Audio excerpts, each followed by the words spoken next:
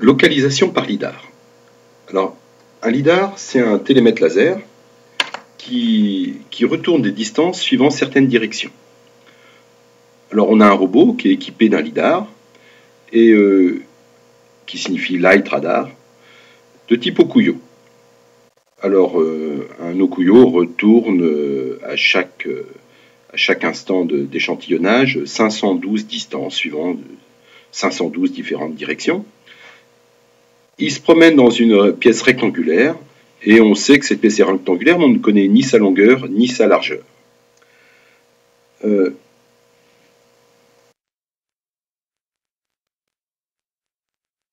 Alors, je lance Paint. Je vais dessiner ici une pièce rectangulaire. Et je vais dessiner aussi un robot pour illustrer la situation. Alors le robot, je vais le mettre ici. Alors l'Okuyo, il retourne, alors par exemple, il va retourner une distance, alors il va envoyer, mettons qu'il soit placé à l'avant.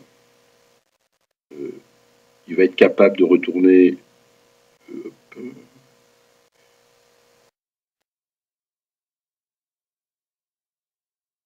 une distance suivant cette direction, une autre distance suivant cette direction, une distance comme ça, alors j'en dessine quelques-unes. Voilà.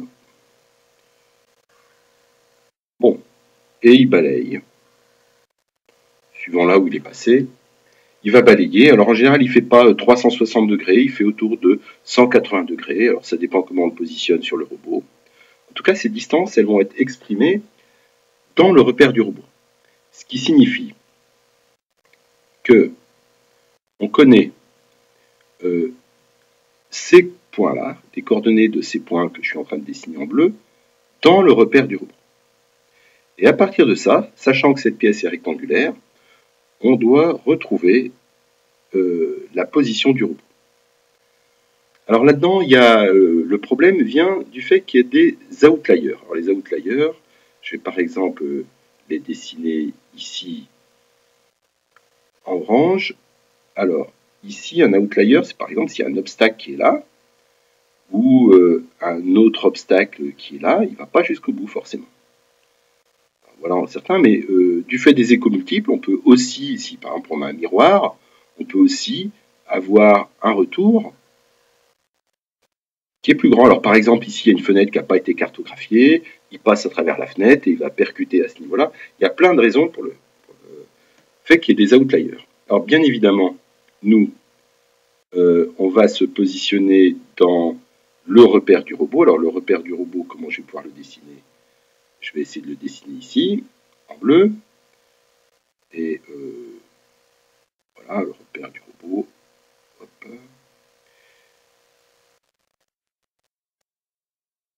Voilà les flèches. Et tout ça, tous ces points sont exprimés dans le repère du robot. Alors, pour résoudre ce problème-là, on va déjà devoir essayer de repérer des droites. Alors, les droites sur mon dessin, ça peut être... ici, on retrouve...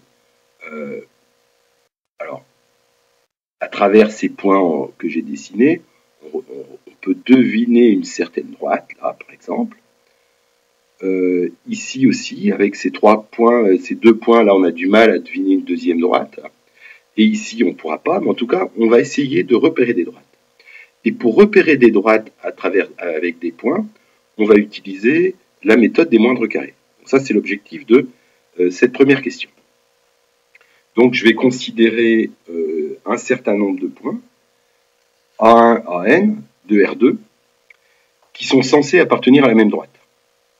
Et on va essayer d'utiliser la méthode des moindres carrés pour essayer d'estimer cette droite. Alors, bien sûr, on va essayer de la rendre robuste aussi, cette méthode, et c'est ce que je vais essayer de faire ici.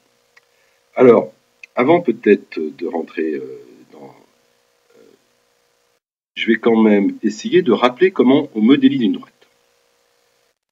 Alors, une droite, Il y a plusieurs façons de le modéliser. Tout d'abord, on va la paramétrer en disant que y égale, alors la plus classique, je dirais, ax plus b.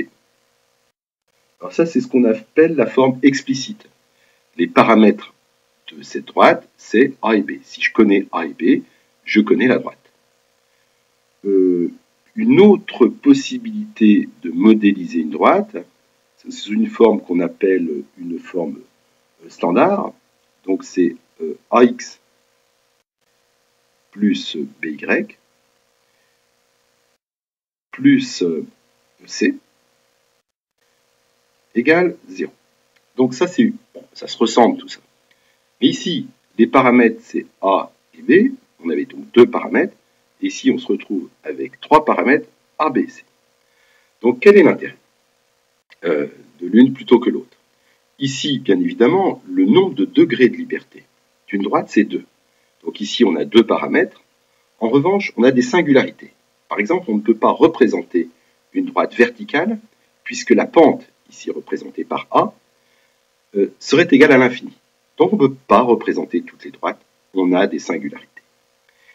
Ici, A, B et C, l'espace des paramètres, va être plus grand que le nombre de degrés de liberté des droites, donc on va avoir une redondance ou une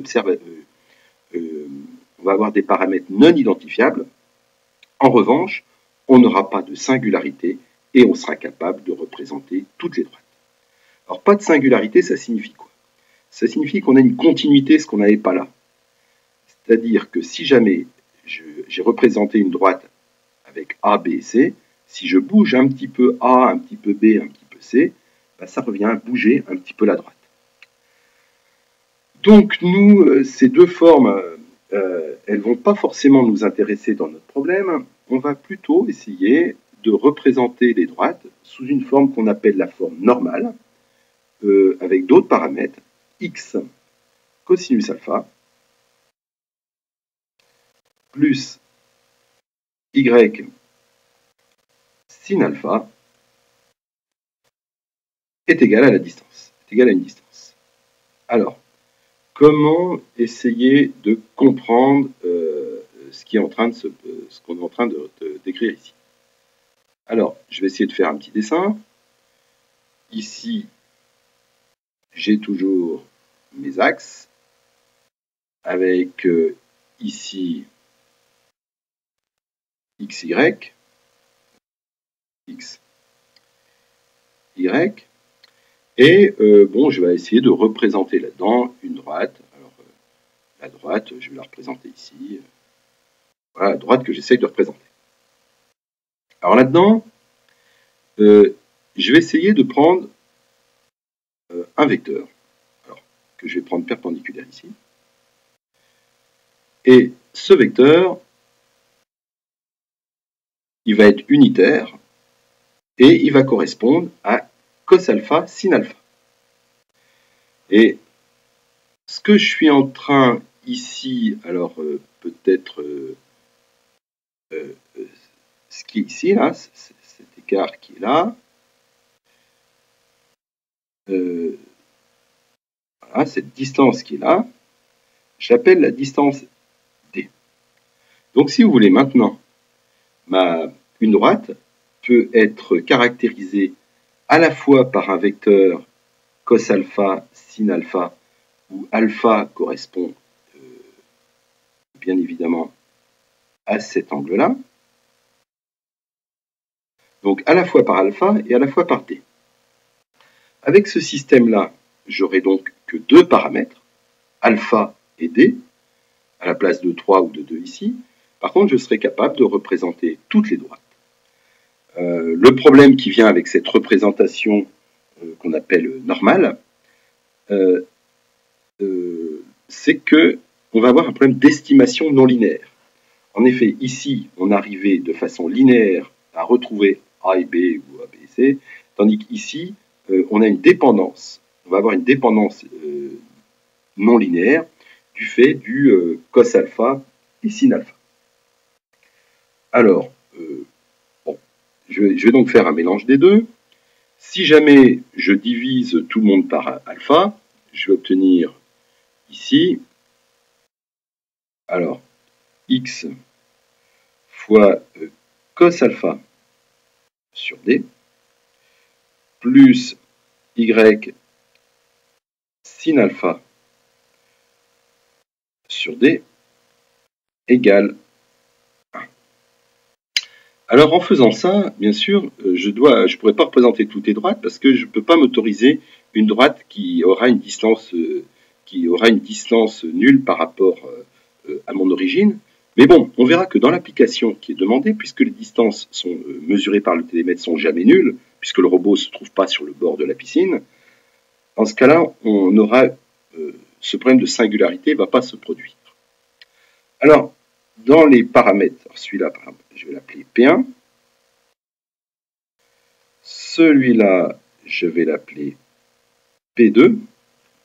Et donc, je vais me retrouver avec une équation à résoudre, qui sera tout simplement x fois P1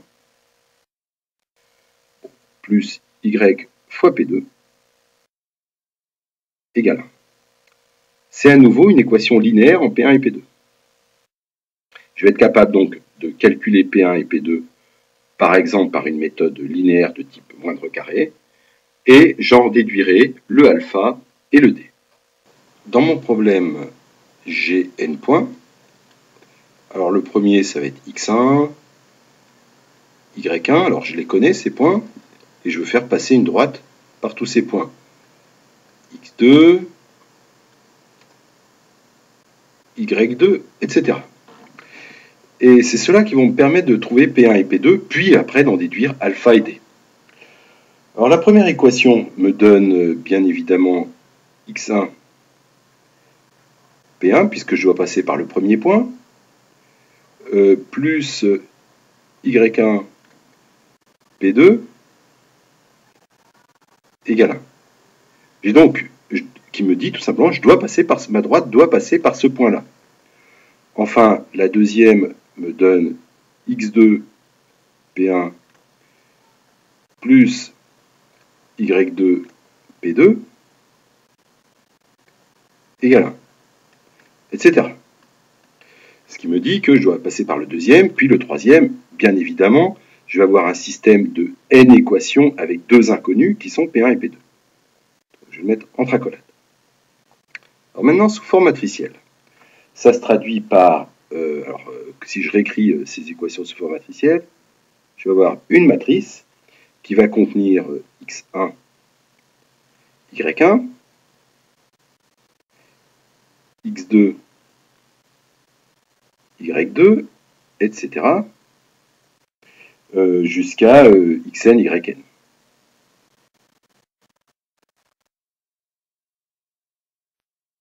La matrice continue.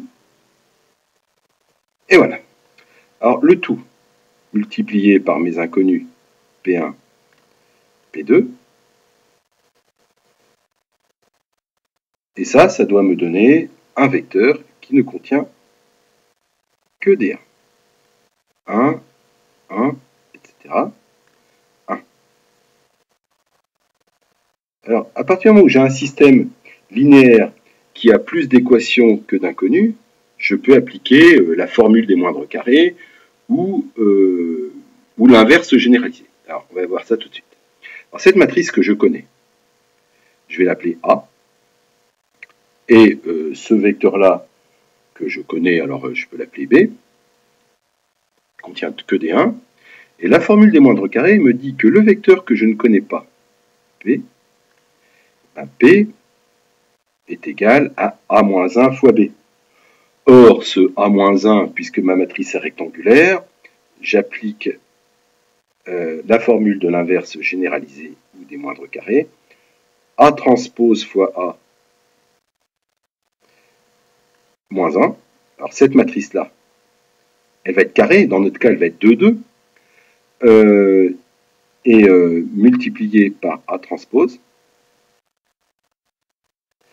le tout fois B. Alors ça, bien sûr, c'est je peux pas satisfaire toutes mes équations, mais ce jeu de paramètres que je suis en train de trouver, c'est celui qui colle le mieux avec toutes mes équations. Alors, cette matrice-là qu'on voit apparaître ici, là, alors que je vais peut-être appeler K,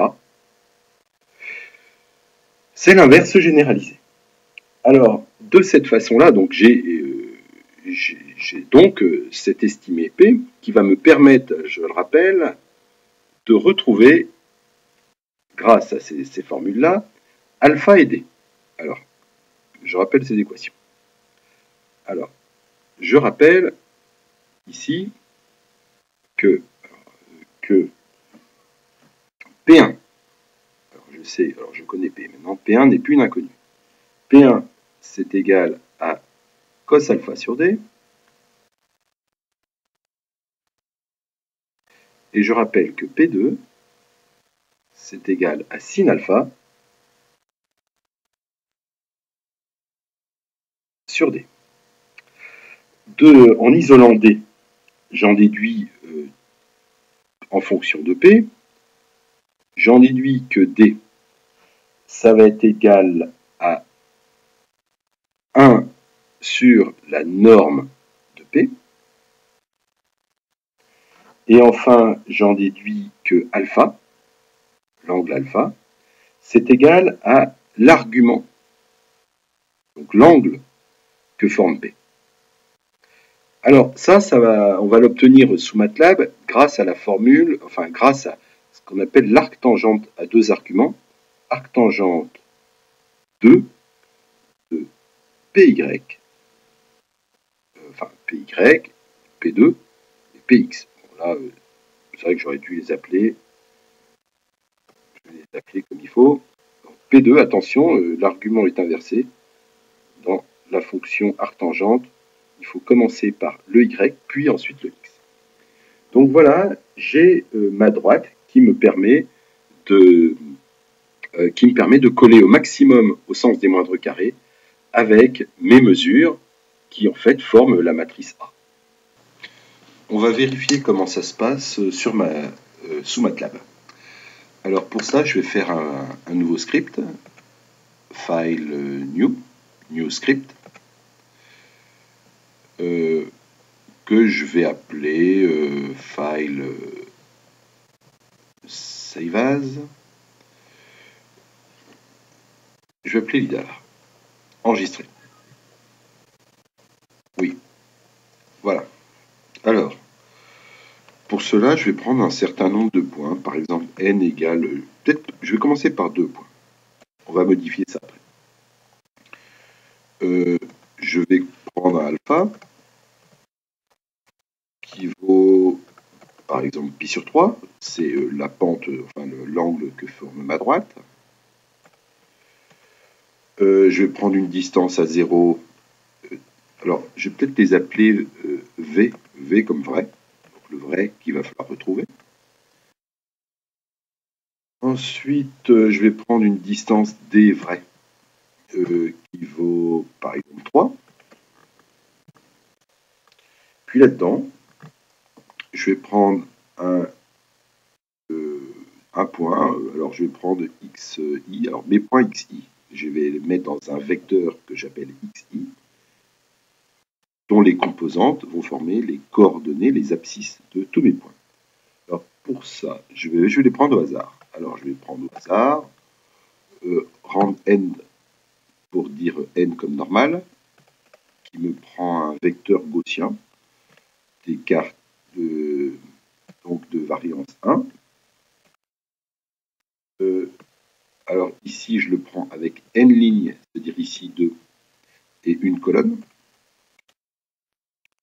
Et puis pour YI, pour qu'il soit sur la droite qui m'intéresse, je vais prendre YI égale.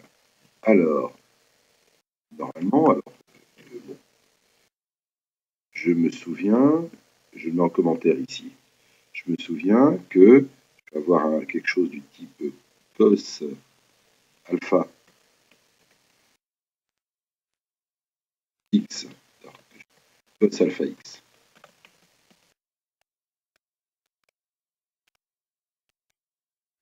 Alors ça, c'est l'équation de ma droite. Hein. Plus sin alpha ça, est égal à D. Alors ça, c'est ce qu'on avait dû obtenir. Alors, que je me souvienne, voilà, c'était ici. Voilà. Donc maintenant, je vais isoler Y. Si j'isole Y, pour pouvoir le fabriquer, j'en déduis que le YI qui correspond, ça va être à D moins cos de alpha multiplié par XI,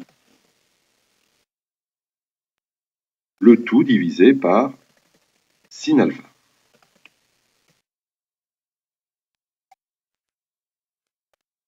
Alors, tout ça, c'est pour générer mes points qui correspondent à une certaine droite. Voilà. Ensuite, je vais les dessiner. Plot de XI, YI, puis ensuite, je mets des plus là où il y a mes points. Alors attention, j'en ai que 2, après j'en aurai plus, bien évidemment, juste pour illustrer comment ça se passe. Alors, je lance.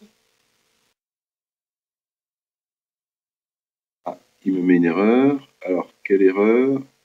D moins cos alpha. Alors, il ne connaît pas D. Oui, normal. Normal,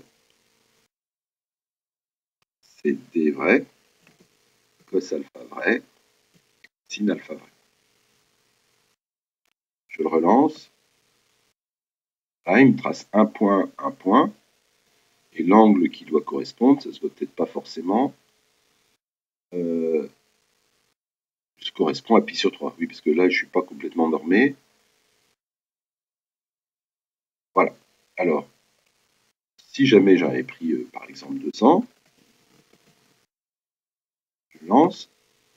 Voilà, j'aurais obtenu quelque chose comme ça. En effet, les XI sont pris au hasard, les Y sont pris sur la droite qui est donnée par l'équation qui est là, sous la forme explicite. C'est juste pour les fabriquer. Alors,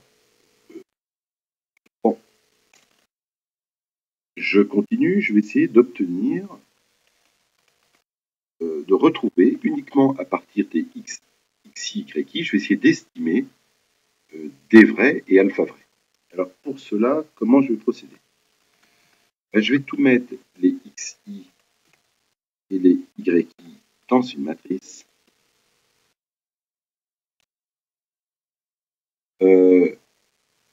Ensuite, je vais faire B égale once de n, 1. Alors, je vais toujours revenir à 2, comme ça je pourrais les afficher. Ensuite, je vais faire P égale 1 de A' fois A multiplié par A', ça c'est la formule des moindres carrés, de l'inverse généralisé, fois B. Donc il me retrouve P1 et P2, comme nous l'avons vu tout à l'heure. Et à partir de P1 et P2, je vais retrouver la distance T égale. Alors, comme c'est D égale 1 sur norme P, et enfin, alpha égale. Alors, le alpha estimé, il vaut arc tangente 2 de P de 2 virgule P de 1.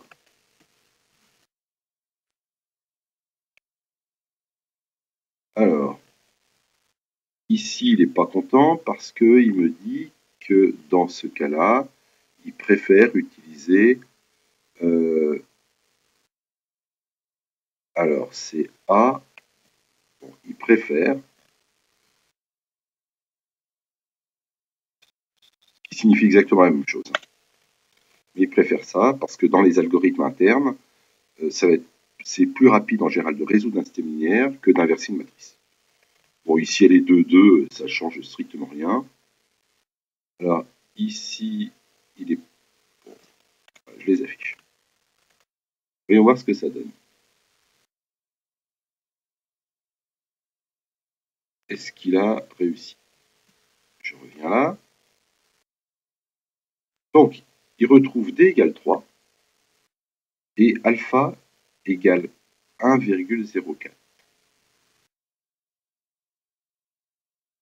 Je suis étonné parce que j'avais mis alpha qui valait combien? Je regarde à nouveau mon programme. Alpha V égale pi sur 3. Alors, alpha V, ah bah, pi sur 3, ça vaut 1,04. Très bien, très bien. Donc, maintenant, j'ai un programme qui me permet d'estimer. Alors, je vais peut-être voir ma matrice A. Ici, elle est 2, 2, bien évidemment. Et l'inverse de A, elle doit être inversée. Bon, elle est inversible dans ce cas-là. Et voilà l'inverse. Mais si jamais j'avais regardé la formule de l'inverse généralisée, alors l'inverse généralisée, c'est A' fois A multiple, alors inverse, multiplié par A' multiplié par B, ou l'inverse généralisée, c'est ça, j'obtiens rigoureusement la même chose que l'inverse de A. Normal, puisque A est une matrice de 2. Mais si jamais j'avais pris plus de points, alors B ici, c'est mon vecteur de 1. Mais si jamais j'avais pris plus de 1, alors ici, par exemple, je vais prendre 200 points. Peut-être pas trop quand même, je vais en prendre 4 pour commencer. Je lance, je vois mes 4 points, 1, 2, 3, 4, qui sont tous sur une même droite. Excusez-moi. Je vois mes 4 points. Ici, si jamais je regarde ma matrice A, elle contient bien mes xi et mes yi. Et alors là, l'inverse de A n'a plus de sens, puisque la matrice peut être carrée. D'où la notion d'inverse généralisée, qui lui existe toujours et qui est une matrice rectangulaire adaptée, qui me permet d'aller de mon vecteur B de 1 vers P. Donc voilà, si jamais je prends, alors ici, je retrouve à nouveau exactement, je retrouve exactement, dans tous les cas, je retrouve D, même si le nouveau D qui m'affiche, si je relance, là, avec 4 points, ou mettons avec, je vais prendre 400 points, je le relance, il me retrouve D égale 3 et alpha toujours le même. Alors, qu'est-ce qui se passe? L'intérêt de la méthode des moines carrés, c'est lorsqu'on commence à avoir un peu de bruit. Alors, par exemple, le YI, je vais le bruiter. Je vais, par exemple, rajouter un bruit plus rand. N, alors je vais prendre, je vais peut-être pas trop le bruiter non plus. Je vais prendre le X, alors je vais prendre N,1 et je vais le bruiter par quelque chose de ce type. Alors, que je réfléchisse, normalement, à ce niveau-là, ce qui va se passer, c'est que je vais fabriquer un vecteur. Oh, affiché ou pas? Je ne l'ai pas lancé. Il m'affiche plus rien. Ah, pourquoi est-ce qu'il m'affiche plus rien? Ah bah si, il me l'affiche là. Donc on voit bien qu'on commence à être bruité. N'empêche qu'il va, malgré ce bruit, il me retrouve D égale presque 3, et puis ici, il me retrouve aussi à peu près le bon alpha normal, puisque j'ai pris D. Donc à partir d'un nuage de points, je suis capable, grâce à la méthode des moindres carrés, de retrouver mon alpha. Alors maintenant, comment je vais pouvoir quantifier la qualité de mes résultats? Je vais par exemple faire, alors si je fais A fois P, P qui a été estimé, je devrais retrouver mon B. Je retrouve quelque chose, ici j'ai beaucoup de points, mais on sent bien qu'il est quasiment un vecteur de 1. Alors, prendre un peu moins de points pour comprendre comment ça se passe. Alors, excusez-moi, je vais reprendre un peu moins de points. Je vais prendre par exemple 4 points.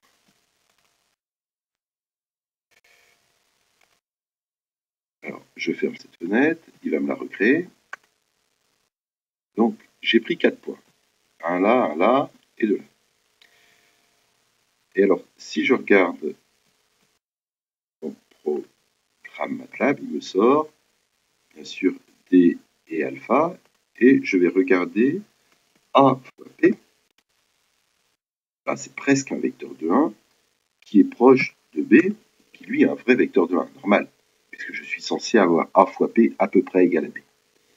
Alors, comment je vais pouvoir quantifier la qualité de mon résultat? Eh bien, en regardant le vecteur A fois P moins B. Ça, c'est le résidu. Alors, je vais l'appeler E, par exemple. E, c'est A fois P moins B. L'erreur. Alors là, ce vecteur, il est très proche de 0, et il va me permettre de voir les données qui sont loin. Alors celle-là, elle est un peu plus loin que les autres.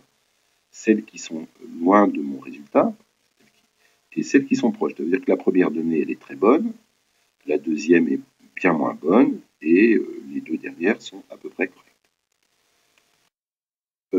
Une fois que j'ai ça, là, en fait, ce qu'on appelle le résidu, c'est la norme de E. Alors, si je fais la norme de E, c'est un indicateur qui me permet d'évaluer la qualité de mon résultat. Donc ici, c'est proche de 0. Je peux considérer que les points sont relativement alignés. Alors, je reviens à mon programme pour mieux illustrer ça. Je vais faire le résidu E égale norme norme de A fois P moins B. Et je vais l'afficher. Je vais prendre beaucoup de points. Ici, si je prends un bruit nul, ce qui va se passer, c'est que le résidu va être nul. Alors, je vais m'en apercevoir tout de suite. Les points sont alignés. La qualité de l'estimation sera forcément très bonne. Et le résidu est très proche de 0. Bien sûr, D est bon, et pareil pour alpha. Que je vais afficher. Si jamais je mets une grosse erreur, alors par exemple, je vais mettre 0, c'est quand même une erreur assez conséquente vu la taille de x. Si je le relance à nouveau, mon nuage est dispersé, et ici, je vais avoir un résidu beaucoup plus élevé, toujours pour une estimation relativement correcte, puisque je retrouve 3 et 1,04. Donc voilà pour cette méthode de moindre carré qui me permet d'estimer par régression linéaire, ce qu'on appelle, donc, qui me permet d'estimer une droite, donc l'angle de la droite et la distance à 0, par rapport, à partir d'un ensemble de points. Alors on va passer à la question numéro 2. On a un robot qui contient 100 boussoles. Et parmi ces 100 boussoles, il y en a 30 qui sont défectueuses. et on vous demande d'estimer l'angle θ du cap du robot par la méthode de la médiane. Alors, pour cela, on définira la fonction des ambiguations. Alors, j'expliquerai juste après ce que c'est. Mais je vais déjà vous parler de ce que c'est que cette médiane et l'estimateur de la médiane. Alors, pour cela, je vais aller sur MATLAB et je vais former un vecteur. Alors, un vecteur X, alors, si je le prends, alors, je vais prendre un vecteur, alors je vais prendre n égale 5 pour commencer. Je vais prendre x égale, alors x il est inconnu, mais je vais le prendre par exemple égal à 3. Et je vais lui rajouter un bruit, SRAM de n,1. Alors, voyons ce que ça donne. Voilà, ça me donne un vecteur où tout le monde est à peu près égal à 3. Bon, il y a un peu de bruit du fait du random que j'ai mis ici. Je vais peut-être le mettre gaussien d'ailleurs. Bon, peu importe. Peu importe. Voilà. Bon. Alors, une fois que j'ai ça, qu'est-ce que je vais faire pour estimer à partir d'un ensemble de mesures d'un x qui vaut 3. Alors attention, ne pas confondre x ici qui représente une sorte de vecteur, enfin qui représente un nuage de points pour représenter un nombre que je ne connais pas et qui vaut 3. Donc on voit un ensemble de mesures ici qui est censé représenter un x qui vaut 3 et qui est incertain. L'estimateur qu'on utilise classiquement, c'est l'estimateur de la moyenne. Alors, si je fais min de v, min de x, voilà l'estimateur de la moyenne, il va me sortir quelque chose qui est proche de 3. Donc ça, c'est l'estimé pour x du fait d'un ensemble de mesures. Mais cet estimateur n'est pas robuste. Alors, qu'est-ce qu'on entend par robuste par rapport à des outliers? Et donc, ici, ça va être mes boussoles qui sont défectueuses. Imaginons que x, par exemple, je vais prendre le deuxième, qui vaut ici 2,81, et mettons que je le prenne égal à quelque chose de très grand, par exemple 1000. Enfin, qui vaut n'importe quoi. Le capteur est défectueux. Voilà ce que j'ai. Dans ce cas-là, x va changer, et il y a une valeur qui vaut n'importe quoi, qui vaut 1000. Alors ici, il m'a mis un grand coefficient devant. Bon, une fois que j'ai ça, si je fais l'estimateur de la moyenne, il me sort 202, c'est-à-dire une seule mesure a eu une influence énorme sur toutes mes données. Donc l'estimation est mauvaise. Alors maintenant, il y en a une autre qui est l'estimateur de la médiane, qui elle, alors, on va voir déjà ce qu'elle donne dans ce contexte-là, elle donne 4,22. Alors bien sûr, là, on n'a que quelques mesures, mais si je l'avais pris, alors je régénère, par exemple, je vais prendre égal 1000. Ici, je régénère mes données. Je vais refaire un x de 2 qui vaut 1000. Je vais faire, donc là, c'est mon outlier, la donnée aberrante. Une fois que j'ai ça, je vais demander la médiane de x. Alors, je vais l'afficher quand même. Elle vaut presque 3. Donc, elle a absolument... donc, elle est bonne.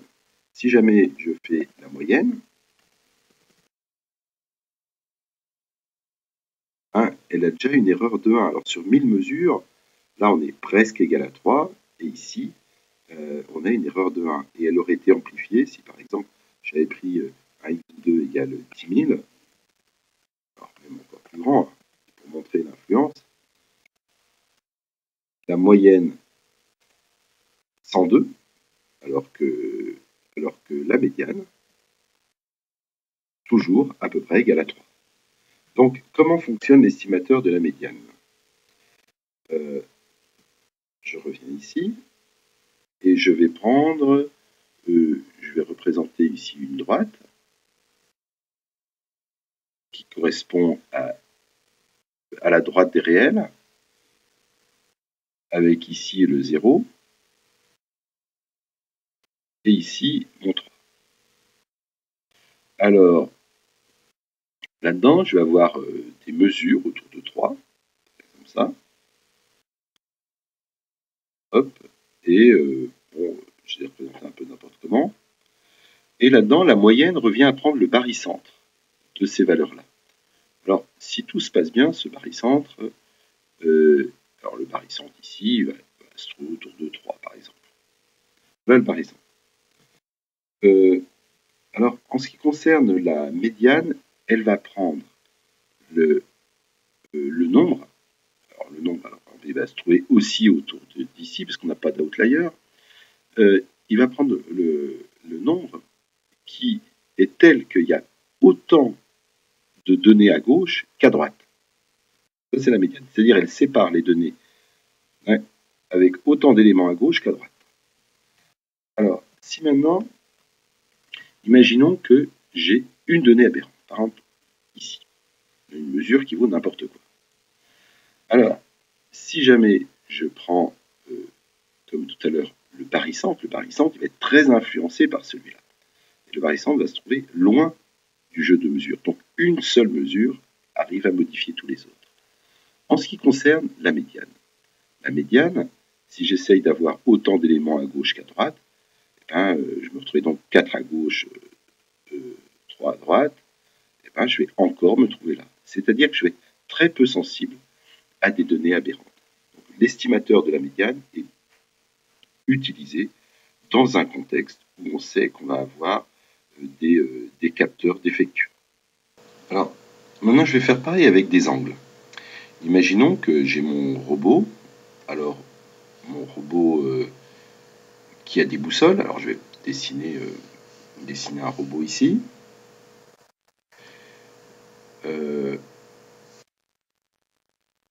Voilà. Alors, le robot, je le représente par un triangle. Et ce robot a des boussoles. Alors, les boussoles, elles indiquent des caps. Je vais représenter avec des flèches. Alors,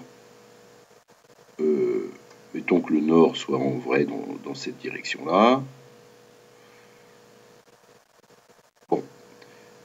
Par rapport au nord, elle va nous indiquer des directions. Alors, la boussole nous indique des angles qui vont nous permettre d'avoir le cap. Alors, ces angles sont plus ou moins corrects. Alors là, je dessine, mais sans boussole. J'en dessine bien sûr que quelques-unes. La plupart sont correctes, mais certaines sont complètement défectueuses. Celle-là, par exemple, est défectueuse. Et celle-là aussi. Alors, ce qui va se passer, c'est que déjà, même si les boussoles fonctionnent, il y en a certaines qui vont nous sortir un résultat, mettons que le cap soit égal à 0. Il y en a une qui va nous sortir 0, l'autre qui va nous sortir 2pi. Donc, elles vont nous donner un résultat modulo 2pi. Et toutes, qui ne sont peut-être pas forcément faites par le même fabricant, ou qui n'ont pas forcément eu le même bruit, un petit bruit magnétique, va faire qu'on va basculer de 0 à 2pi. Et donc, on voudrait enlever ces ambiguïtés, et on le fait par une fonction de désambiguation. Si on ne le fait pas, on ne va pas pouvoir appliquer la technique de la médiane lorsqu'on va faire une moyenne. Alors, je vais essayer d'expliquer ça ici, sur un exemple. Donc, mettons que le cap soit égal à pi sur 3. Il y a plein de boussoles qui vont me sortir un cap autour de pi sur 3. D'autres vont me sortir un cap autour de pi sur 3 plus 2pi. D'autres pi sur 3 moins 2pi. Et puis, les boussoles défectueuses vont me sortir des outliers. Alors, des fois, il y a un outlier, elle est défectueuse et elle nous sort le bon résultat. Mais la plupart du temps, elle nous sort n'importe quoi. Et là, si on commence à appliquer une méthode de la moyenne ou de la médiane, il va nous sortir n'importe quoi.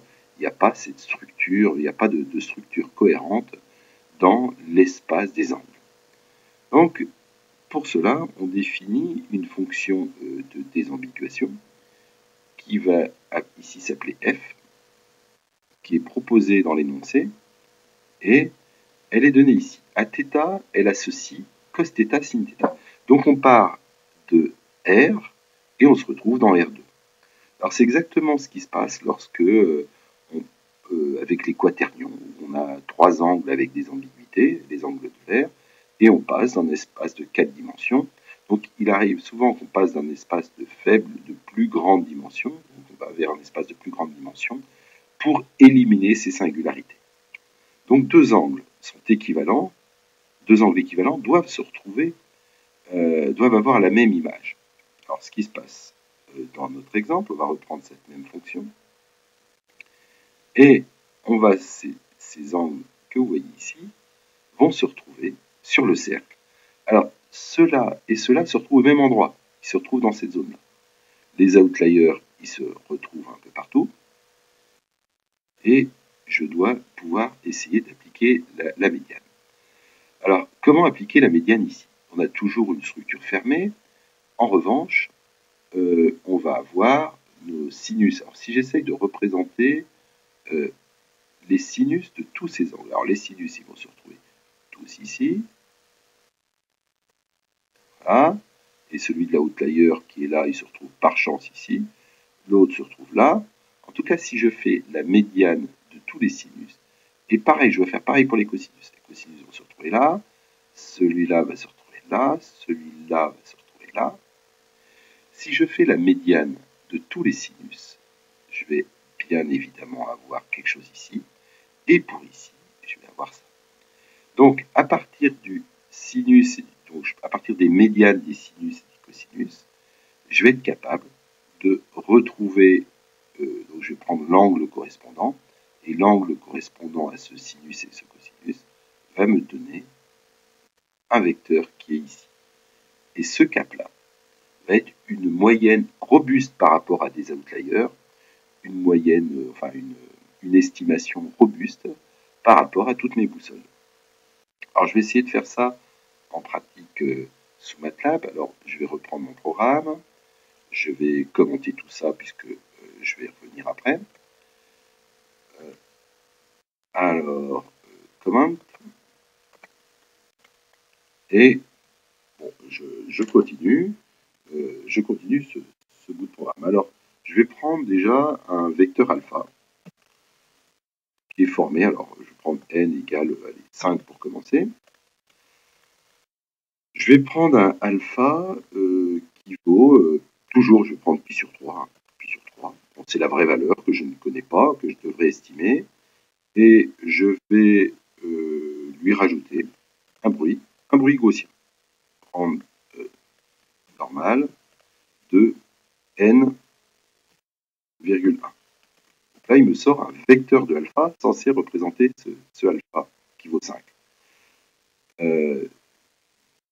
Alors, une fois que j'ai ce alpha, je vais pouvoir... alors, il va falloir peut-être que je le bruite en lui rajoutant de temps en temps un 2pi. Bon, je vais le faire après. Ensuite, je vais faire la médiane. Médiane alpha. Donc là, ça devrait relativement fonctionner. Mais je vais essayer de, comme j'ai dit tout à l'heure, je vais prendre la médiane des sinus de alpha.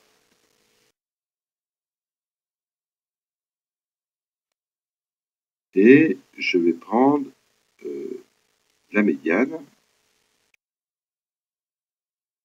des cos alpha.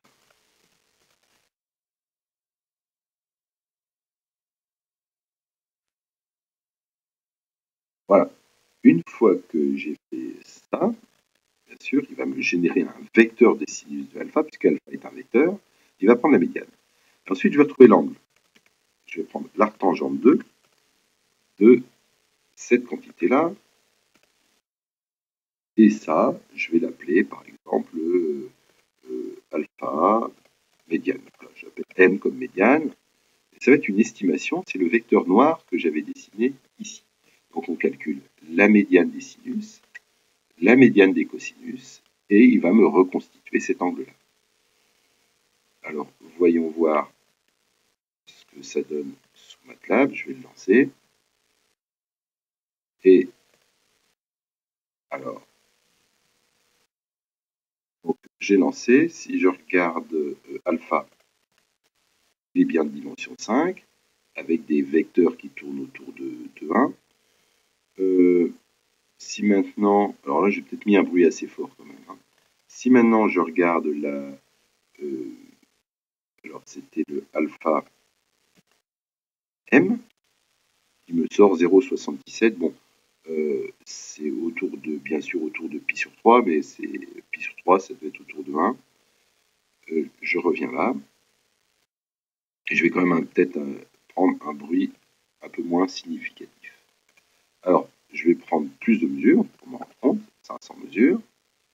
Je vais prendre ici un bruit un peu plus faible. Je prends cette médiane-là, et puis je vais quand même lui rajouter du bruit,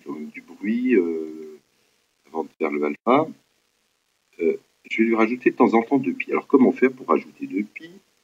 Je vais rajouter ici plus 2 fois pi. Alors multiplier, alors je vais prendre un random. Alors random sans n va me prendre des nombres compris entre 0 et 1. Donc, si je le multiplie par 1,1, là ça va me faire beaucoup de... Bon, souvent des zéros, mais des fois je vais avoir des nombres qui seront plus grands que 1. Donc je vais faire ici, alors un floor, je prends la partie entière, floor de tout ça, et ça va me donner un vecteur qui aura beaucoup de zéros, et quelques 1. Bon, avec une sur 10 qui sera plus grande que. Et je vais mettre n,1. Voilà. Donc ça veut dire que de temps en temps, je vais avoir un vecteur qui va me rajouter 2π. On va voir que ça ne va pas vraiment le perturber, puisque derrière, je vais prendre le sinus et le cosinus. Et ça, c'est le fait de prendre le sinus et le cosinus va me filtrer les ajouts de 2π que j'ai ici. Bon, je vais exécuter ce programme. Celui-là, je vais peut-être l'afficher. Je le lance. Alors, il me sort un angle alpha m de 1,05, alors que le pi sur 3, il était censé valoir pi sur 3. Pi sur 3, ça vaut 1,04. Donc, j'ai pas du tout été sensible au rajout de plus ou moins de pi. Alors, je regarde quand même le alpha, je regarde mon vecteur alpha. Vous voyez, il vaut quasiment toujours autour de pi sur 3, mais de temps en temps, vous voyez ici, il vaut 7,28. Il y a eu un rajout de pi, il n'a pas été perturbé. Mais c'est le sinus et le cosinus qui a fait le travail. Ce n'est pas la médiane elle-même. Donc, je vais quand même essayer de rajouter quelques outliers, quelques données aberrantes. Pour ajouter des données aberrantes, je vais faire, je vais refabriquer à nouveau un vecteur, alors par exemple avec des 0 et des 1. Donc, moi, je vais pouvoir faire ça. Voilà. Je vais peut-être prendre un vecteur avec des 0 et des 1 qui, de temps en temps, comme ici, de temps en temps, dépasse le 1. Alors, je vais faire alpha égale ça, puis quand ils valent 1, là, je vais les multiplier par quelque chose de complètement aberrant. Random de, alors random normal, alors je vais peut-être mettre quelque chose de très grand, hein, multiplié par random de n,1. Donc, ici, je rajoute alpha. Alpha valait exactement la même valeur que précédemment, mais je lui rajoute donc un vecteur qui de temps en temps vaut n'importe quoi. Alors il vaut n'importe quoi quand le random que vous voyez ici pioche un nombre qui est plus grand que 1, enfin quand le random multiplié par 1,1 nous sort quelque chose de plus grand que 1, dans ce cas-là, le floor sera égal à 1 et sera affecté par un nombre tiré au hasard assez grand. Je le lance. Alors, passe. Inner matrix must be gris, donc il y a probablement une erreur ici. Alors, dans les dimensions.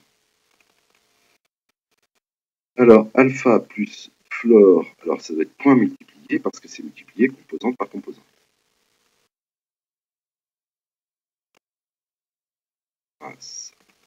Alors, le 100 de là, alors, hop, je sais pas trop, n,1. Alors, celui-là, il est bien de dimension 100. Ah, qu'est-ce qu'il a fait là? Toujours fait l'erreur.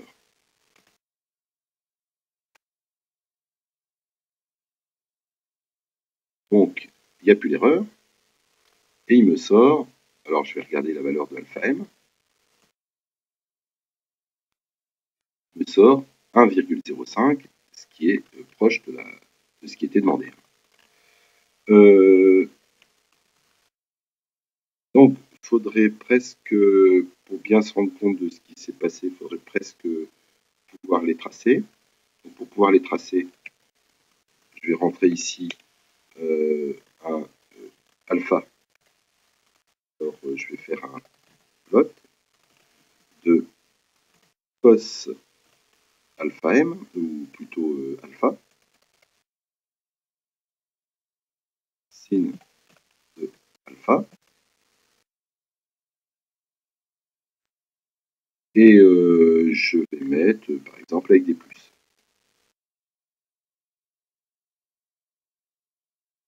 Alors, est-ce que ça a fonctionné? Je lance. Vous voyez ici,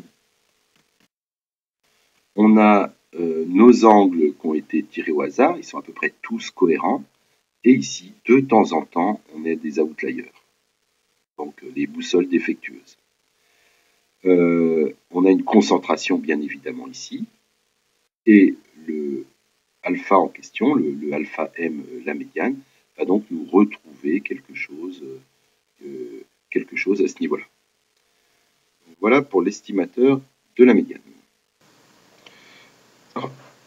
Alors question 3. On revient à notre robot, et le robot voit avec son lidar, avec un angle de 180 degrés, donc la moitié de l'espace, et récupère 512 points. Alors, on va les regrouper, on va faire des moins de carrés, etc. Mais avant, essayons, donc ces points ont été rangés dans un fichier, on va essayer de les visualiser. Alors, un petit rappel sur notre problème. On avait ici notre robot, excusez-moi, notre robot, qu'on voit ici, et il mesure à 180 degrés avec son lidar et récupère des distances. C'est ça qu'on va visualiser sous MATLAB. Alors, je reprends mon programme. Alors, j'ai tout commenté la suite. Et je vais commencer l'ensemble du programme. Alors, déjà, classiquement, close all, je ferme toutes mes fenêtres, j'efface les variables, j'efface l'écran, et je peux commencer mon programme. Alors, pour ma figure, je vais donner des axes. Alors, les axes, vu les données que j'ai, je vais mettre 0,5, 3,5. Bon, alors, pour l'instant, là, il n'y a rien à comprendre. C'est juste pour bien pouvoir visualiser les données que je vais avoir après. Alors, je vais me mettre en mode square pour éviter qu'il y ait des distorsions entre les X et les Y, et hold on pour qu'il superpose toutes les figures. Ensuite, je vais ouvrir le fichier qui s'appelle lidar data. Ça, qui est un fichier .mat de MATLAB qui contient mes données. Et je vais les ranger dans un je vais les ranger dans un fichier dans une variable qui s'appelle A1. Alors, leader data, pourquoi il me met ça? Je ne comprends pas. Ça a l'air de leader data. Ensuite, je vais faire x1 égale x1, ça va être... Alors pourquoi 1? Parce qu'après, il va y avoir plusieurs étapes. Et je vais les appeler 2, puis 3. Donc là, ça commence par la première étape. Alors A1, je vais prendre toutes les colonnes et la première ligne. Donc je récupère les abscisses de mes points lidar. Et pareil pour les ordonnées. Une fois que j'ai ça, je vais essayer de les afficher. Je vais faire un plot de x1 y1 virgule O. Alors, je vais les afficher avec un O. Point virgule. Alors, voyons voir si ça marche. Il me les affiche. Donc les voilà. Voilà les données. Alors, ce qu'on peut voir dans ces données, c'est déjà le robot, il est probablement à ce niveau-là. On peut voir que les données sont serrées au début, évidemment, puisqu'il est très proche, donc les angles vont favoriser ces points-là. Ensuite, l'angle devient rasant, donc il va y avoir peu de points ici. Et il est dans une pièce rectangulaire, mais on se rend bien compte qu'il y a d'autres obstacles qui sont représentés ici, qui sont en fait des données aberrantes ou des outliers. On ne voit que 1, 2, 3 coins du rectangle, on ne voit pas le troisième. Mais bon, peu importe, il va falloir se débrouiller avec ça pour retrouver le cap du robot uniquement à partir de ces données.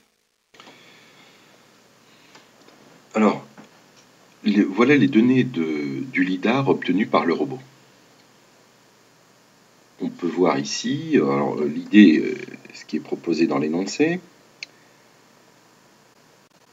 on prend nos données, on les regroupe par 10 pour former ainsi 51 groupes. En effet, on a 512 points. Et on va chercher la droite qui passe au mieux par chacun des groupes par la méthode des moindres carrés qui a été développée dans la première question. Ces droites vont être mémorisées sous la forme d'un angle et d'une distance.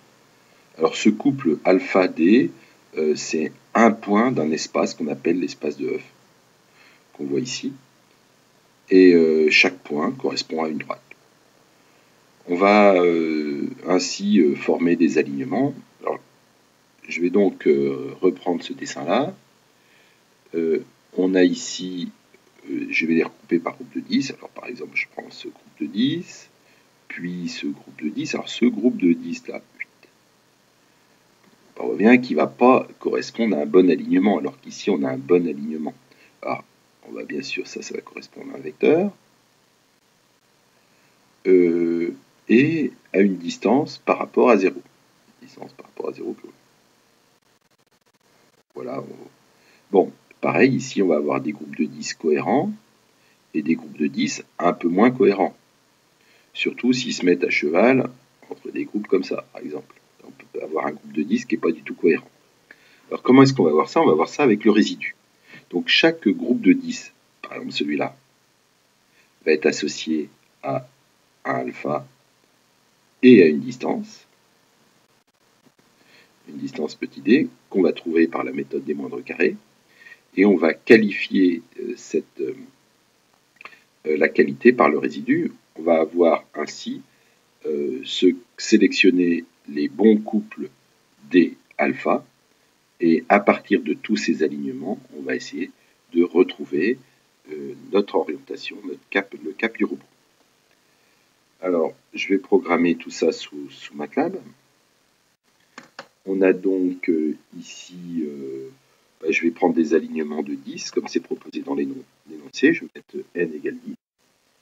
Et je vais faire une boucle pour balayer tout le monde. Alors, le numéro de l'alignement, je l'appelle i. je vais aller de 1 jusqu'à, avec des pas de n, et je vais prendre jusqu'à 512, donc ici 512 c'est length de A1 moins n, d'accord, pas qu'il aille au-delà du tableau A1. Voilà. Une fois que j'ai ça, bien sûr il attend le end du for, c'est pour ça qu'il le souligne. Ah. Alors, je vais sélectionner, alors je vais faire X2.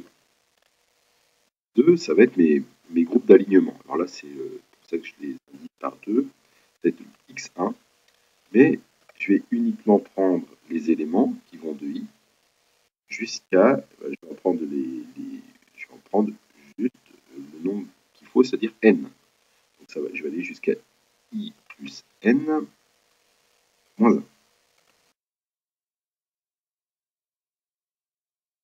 Voilà pour X2, je vais faire pareil pour Y2.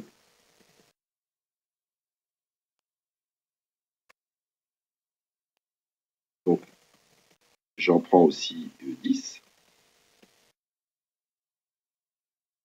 Une fois que j'ai ça, je vais former mes nouveaux points A2 égale, alors ici ça va être du X2, Y2, pour pouvoir appliquer mes moins de carré.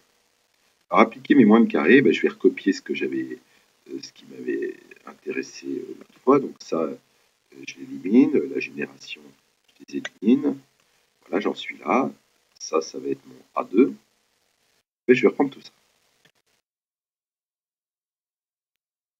que j'avais fait pour la première question. Alors, ici, je vais donc fabriquer mon vecteur B2 égale once. Oh, je vais peut-être l'appeler oui, B2.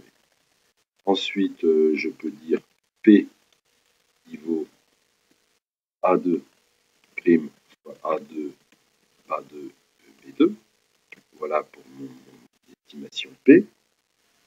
Je vais avoir la distance D2, D2 qui vaut 1 sur norme de P.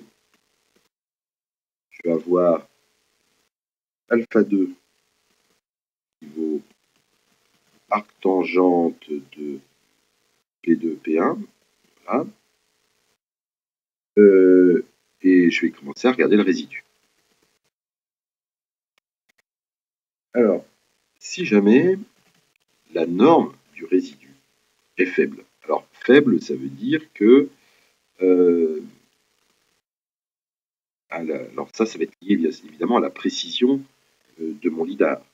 Alors, mettons que je la prenne de, on va dire, de 5 cm. Je vais mettre, je vais mettre plus petit que 0,05. Donc ça, c'est l'erreur que je m'autorise. Alors, bien évidemment, il attend un end.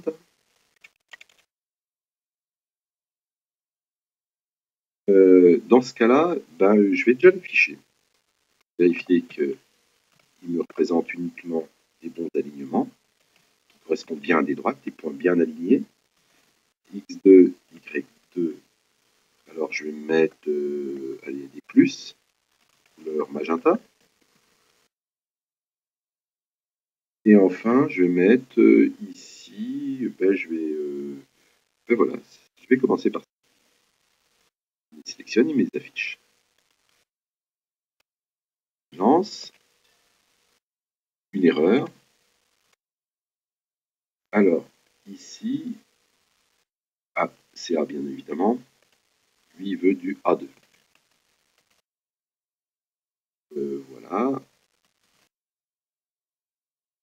Je relance. Alors voilà, qu'est-ce qui s'est passé? Il a gardé là où c'était bien aligné. Ici, il les a pas gardés probablement parce que ça chevauchait avec d'autres. Ici, il les a éliminés. Il a éliminé les points isolés qui n'étaient pas bons, mais aussi certains qui étaient bons. Mais bon, au final, les résidus ont permis d'éliminer beaucoup de données aberrantes. Mais il en reste quand même des données aberrantes. Par exemple, ce morceau-là, lui, il voit ça comme un bon alignement, 10 points bien alignés qu'il a gardés, mais on voit bien que les données sont beaucoup plus propres qu'avant. Alors, je vais essayer de les mémoriser quand même. Je reviens à mon programme.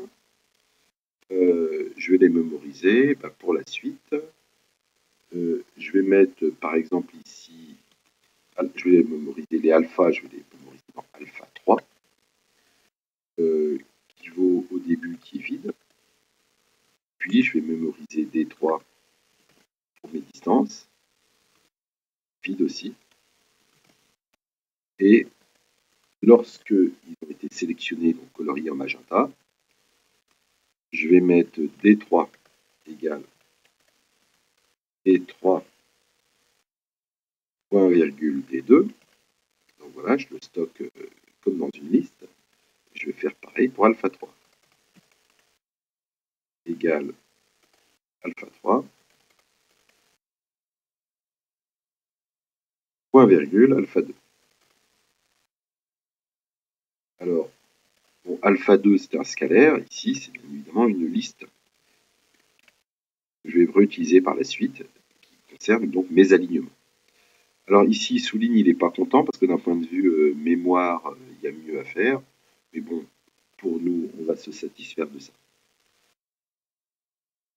Je le relance.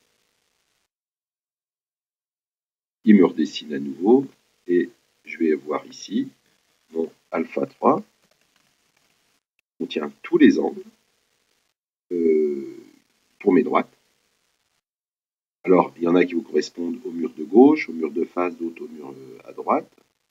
Et je vais avoir ici, pareil, des 3 qui vous correspondent à toutes les distances, à nouveau pour différents murs.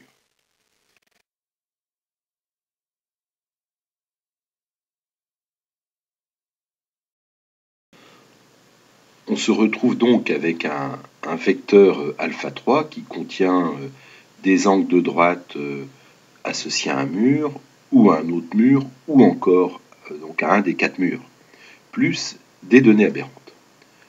Donc sur le cercle des angles possibles, ça revient à ce qu'on pourrait imaginer ici. On a des angles associés à un mur, des angles associés à un autre mur qui est perpendiculaire, d'autres associés à un autre mur, que je représente ici. Et un autre ici, ça fait une sorte de croix, où cette croix, on va avoir un vecteur orthogonal ici. Voilà, ça c'est 4 murs alors associés aux angles, toujours avec un angle droit. Un angle droit, un angle droit. Et aussi, on a d'autres données aberrantes qui correspondent à d'autres obstacles qui n'ont rien à voir avec ces murs. Donc ça veut dire que la fonction non, alors, on va les considérer comme équivalents. Nous, ce qu'il nous faut tout d'abord, c'est obtenir un seul de ces angles à partir duquel on peut retrouver les 4 autres. Ce qui signifie que la fonction de désambiguation qu'on avait donnée tout d'abord pour éviter les problèmes du 0,2π ne va pas suffire ici. Alors, essayons de voir comment ça va se passer.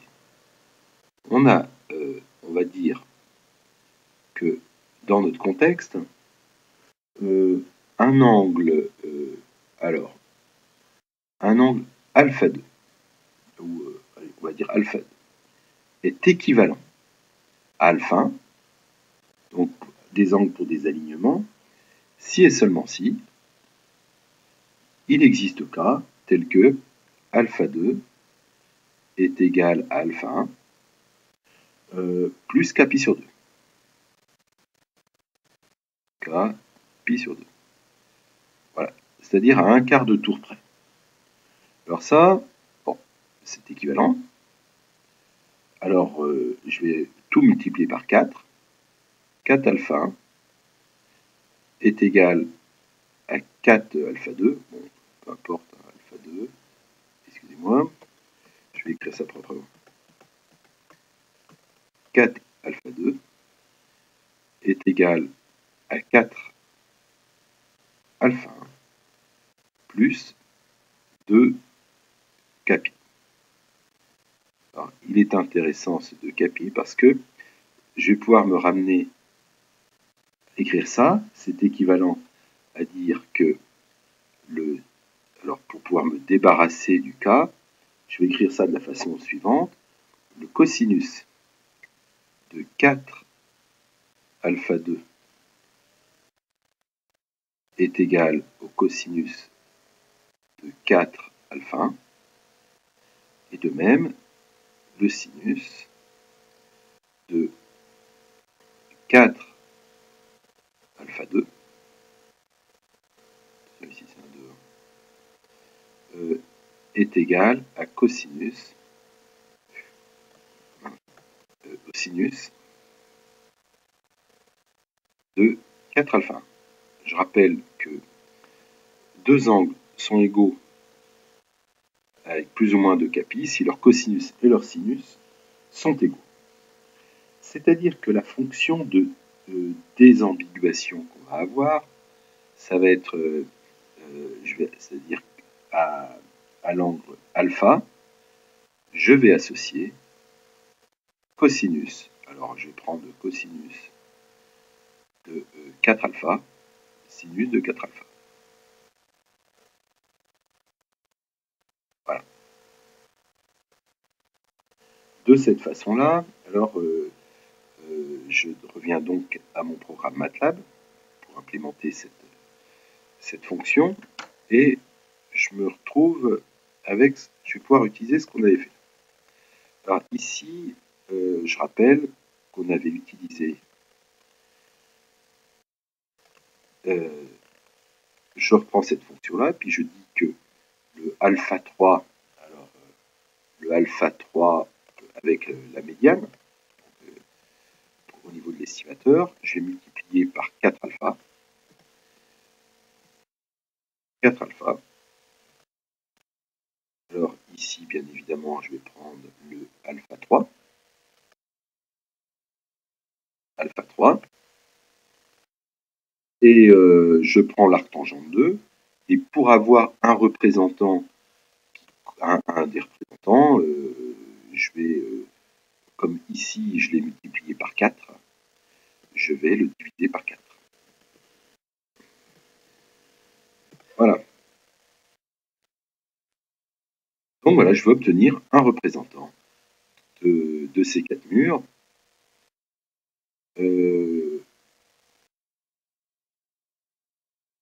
Alors, présent.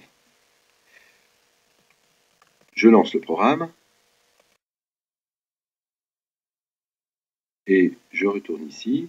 Donc le représentant que j'ai, c'est moins 0,50. Ce vecteur-là, alpha 3, lui contenait tout un tas de... Bon, tout un tas d'angles compris entre 0 et 2π. Enfin, ou plutôt entre moins... Là, oui, entre moins π sur 2 et je sais... J'ai l'impression 3π sur 2. Là, je retrouve ici un seul de ces représentants qui vaut moins 0,55. Ainsi, pour chacun des alignements qui ont été sélectionnés, on se retrouve avec des angles alpha. Si je veux les tracer, ces angles alpha, sur le cercle trigonométrique, je tape cette instruction-là. Et en effet, on retrouvait des alignements associés à un des murs, au mur de gauche, au mur de droite, et puis l'autre qu'on ne voit pas. Si jamais je prends le 4 fois, comme on l'a montré par le calcul juste avant, ils vont tous, ces angles correspondant même aux 4 murs différents, ils vont tous se retrouver au même endroit. Ils se retrouvent ici. Donc, on a bien deux angles équivalents qui se retrouvent au même endroit. Ce qu'on a fait dans le programme, c'est qu'on a pris la médiane des cosinus, la médiane des sinus, puis on a repris l'angle représentant et on s'est retrouvé avec le alpha 3m, donc de la médiane, l'estimation, qui met en cohérence tous les murs qui sont à angle droit, même si ça correspond à des murs différents. Donc on a bien répondu à la question, on a un estimateur de la médiane qui nous permet de retrouver les 4 directions possibles. Alors, qui est robuste, et on se rend compte, alors, ici on avait notre alpha 3m qui était là. Si je veux déduire les autres, je prends celui-là, puis je rajoute pi sur 4. Voilà le deuxième. Le troisième. Et le quatrième. J'ai donc l'orientation des 4 murs. Là-dedans, il y a même le mur que je ne perçois pas, que je peux deviner uniquement à partir du alpha 3m. Alors, comment filtrer les alignements, filtrer donc les angles, filtrer les distances, pour enfin en déduire les murs qui entourent le robot et ainsi localiser le robot. On va traiter les 4 dernières questions d'un coup. Alors, une première chose sur comment on fait pour tracer une droite. On va en avoir besoin. Donc, si jamais j'ai une droite qui est repérée, alors comme celle qu'on voit ici, la droite qui est en vert, elle est repérée par 2 paramètres. Ici, sous la forme normale, elle est repérée à la fois par la distance d à l'origine et à la fois par alpha. Alors, ce vecteur d alpha représente, comme ici indiqué, la distance à l'origine, et on peut voir le vecteur normal, cos alpha sin alpha, représenté ici. Alors, pour pouvoir dessiner cette courbe sous MATLAB, ça va être comment on va procéder. On prend un vecteur perpendiculaire. Alors, je vais prendre celui-là. Je vais mettre en orange. Et ce vecteur, il va être obtenu en disant que c'est en permutant ces deux-là et un signe près, c'est-à-dire moins sin alpha et cos alpha. Donc voilà ce vecteur, il est à la fois unitaire. Et de cette façon, j'en déduis l'équation paramétrée, qui est plus facile pour le dessin, en disant que, par exemple, si je considère un vecteur W qui se promène sur cette droite-là, alors W, je vais dire que W, ça va être égal, alors je vais le paramétrer par le temps t, je vais dire que c'est d fois cos alpha sin alpha. Alors, ce que je viens de faire ici, c'est exprimer ce point-là. Et enfin, je vais lui rajouter plus. Alors ici, je vais avoir moins sin alpha. Alors c'est ce vecteur orange, cos alpha. Et je vais le multiplier par t.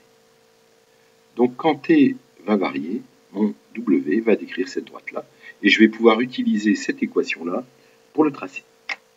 Alors, voyons comment ça va se passer. Je reviens à mon programme. Bon, tout ça, je l'élimine, je n'ai plus vraiment en avoir besoin. Je vais considérer mes 4 murs. Alors, je sais que j'en ai 4. Je vais faire une boucle. Or, K, alors K, c'est le numéro du mur. Il va aller de 0 jusqu'à 3. Et ici, je vais mettre un M. Je vais considérer donc l'angle du mur, l'angle que forme le mur. Je vais l'appeler alpha 4, puisque je suis un petit peu à la 4e étape. Je vais dire que c'est égal à K fois pi divisé par 2, plus l'estimation. Alors le représentant, je l'avais appelé alpha 3, M. M comme médiane, c'est l'estimation d'un de ces murs. Et les autres sont obtenus par une rotation de pi sur 4. Pi sur 2, excusez-moi. Bon, ensuite, je vais fabriquer un index, un vecteur d'index qui contient tous les alpha 3. Alors, ce qui m'intéresse, c'est les alpha 3. Alors, alpha 3 qui sont proches de alpha 4. Alors, alpha 4. Donc, je viens de sélectionner un mur, c'est alpha 4, et je regarde tous les alpha 3 qui sont proches des alpha 4. Et pour vérifier que deux angles sont proches, il suffit de vérifier que leur cosinus est proche de 1. Bon, alors je vais mettre 0,9 par exemple. Bon, si je mets ça, comme ça, si je mets ça, il va donc c'est un alpha 3, c'est un vecteur. Alpha 4, c'est un nombre. Et moi, je vais prendre dans le vecteur d'alpha 3 tous les index, tous les indices qui sont compatibles avec l'alpha 4. Donc le cosinus me permet de supprimer le problème du 0,2 pi. Alors ensuite, je vais prendre pour la distance, pour une estimation de la distance, je vais prendre D4. Cette estimation, c'est la médiane. Alors je rappelle que la médiane, c'est un estimateur robuste.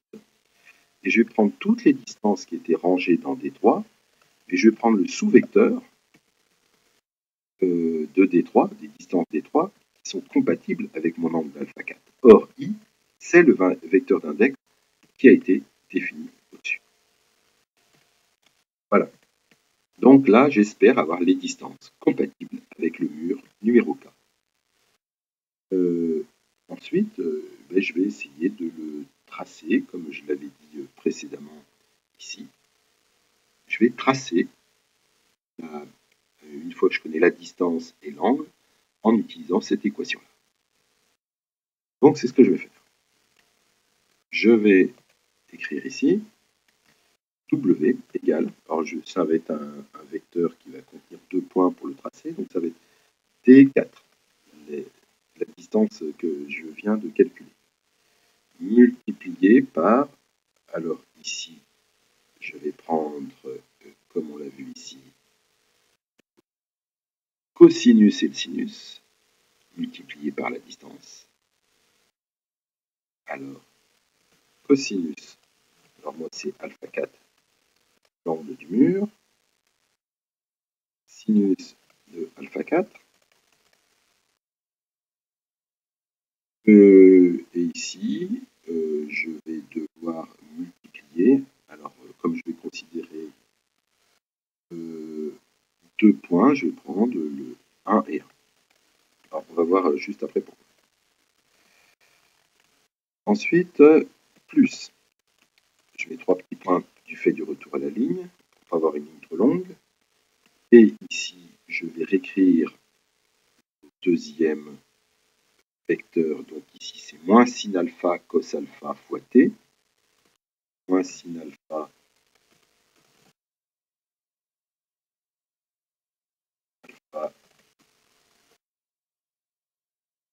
point virgule cos alpha 4 fois t, donc fois, je vais prendre 2 points de cette droite. Par exemple, je vais prendre t égale plus 10 et t égale moins 10. Je vais faire moins 10, ensuite 10. Alors ici, pareil, je vais donc, le fait d'avoir pris un 1 ici, me permet de façon matricielle de sélectionner ce vecteur-là à la fois pour un des points correspondant à t égale moins 10, puis le 1 qui est ici correspond au t égale plus 10. Voilà, une fois que j'ai ce vecteur-là, je vais pouvoir faire un plot. Ici, je vais mettre W de 1,2 points. W, alors là, je sélectionne la deuxième ligne, virgule, toutes les colonnes. Je vais, par exemple, les tracer en bleu. Alors, vérifions que ça me semble à peu près correct. Et je vais voir comment ça se passe. Je lance le programme. Erreur. LiDAR, line 29, 29, colonne. Alors, en effet, ici, j'ai oublié de fermer la parenthèse. Ça a l'air d'aller mieux. Je lance. Voilà, donc là, il m'a tracé, les trois lignes correspondant. Donc là, on voit bien que les outliers ont été éliminés, que cette partie-là, même si ça fait partie des alignements, ont été supprimés. À la fin, il me reste bien mes 4 lignes, qui permet donc, connaissant ces 4 lignes et connaissant les dimensions de la piscine, alors là, je parle de piscine parce que c'est ce qu'on utilise pour notre robot sous-marin lorsqu'il se localise dans la piscine. Connaissant les dimensions du rectangle, le robot va pouvoir se localiser. Là, quand même, ici, j'aurais peut-être bien aimé montrer ce qui va se passer. Alors, peut-être en tracer quelques-uns ici. Alors, si jamais je prends, alors, on va dire, ce vecteur d'index qui est quand même assez important ici, je vais essayer de le tracer. Donc j'enlève le point virgule pour voir sa valeur, je le relance, et allons voir sous la console cette valeur.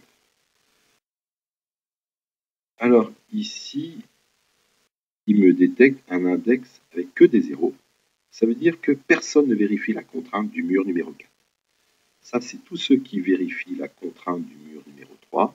Du mur numéro 2, alors là, il n'y en a pas beaucoup de 1. Mais quand même, il a réussi à le détecter. Et ici, de l'autre mur. Donc, il y a un des murs qui n'a pas du tout détecté. C'est le dernier. Et on comprend pourquoi il n'y a que des zéros ici. Donc, sur notre dessin, il est logique qu'un des murs n'ait pas été représenté. C'est le 4e qui correspond à un index complètement nul. Et ici, on comprend bien que l'index associé contenait peu de 1. Et il a quand même réussi à retrouver cette droite. Donc, alors je rappelle que connaissant les dimensions de la piscine, de façon à pouvoir distinguer la largeur de la longueur, on peut aisément retrouver, localiser le robot. Mais dans cet exercice, on ne connaît ni la longueur ni la largeur. On va donc se limiter à détecter certains murs du rectangle.